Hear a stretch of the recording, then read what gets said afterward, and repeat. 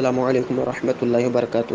میرا مفتی صاحب سے سوال یہ ہے کہ اگر نماز میں کسی کا کوئی واجب چھوٹ جائے اور پھر وہ اس واجب میں ایک طرف سلام پھیر لے، سجدہ سہو کے طور پہ ایک طرف سلام پھیر لے اور پھر دو سجدے کرنے کے بعد اب اتحیات نہیں پڑھے بلکہ بیٹھنے کے بعد دوبارہ سلام پھیر دے، نماز ختم کر دے، یہ سوچتے ہوئے کہ میں نے اتحیات پڑھ لیا تھا، تو کیا حکم ہے؟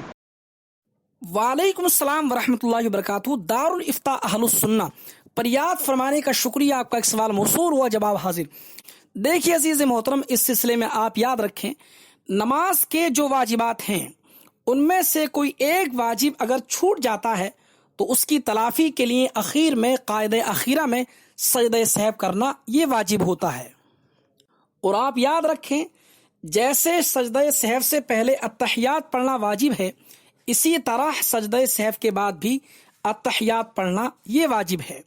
اس لیے اگر سجدہ سہو کے بعد یہ سوچ کر سلام پھیر دیا کہ میں نے تشہد پڑھ لیا تھا، سلام پھیر دیا، سلام پھیرنے کے کچھ دیر بعد یاد آیا کہ سجدہ سہو کرنے کے بعد تشہد نہیں پڑھا تھا، تو چونکہ واجب کو چھوڑا اور سلام کے بعد منافی صلاۃ کام بھی کر لیا، اس لیے اس کی پڑھی ہوئی نماز، جس نے ایسا کیا اس کو دہرانا، یعنی نماز کو دہرانا یہ واجب ہوگا۔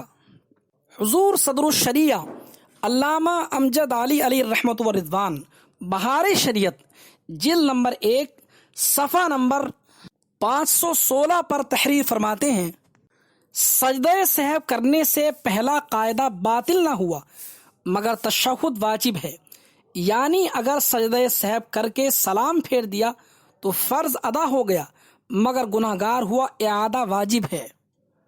بہرحال جس نے نماز میں ایسا کیا اس کو نماز دہرانا یہ واجب ہے۔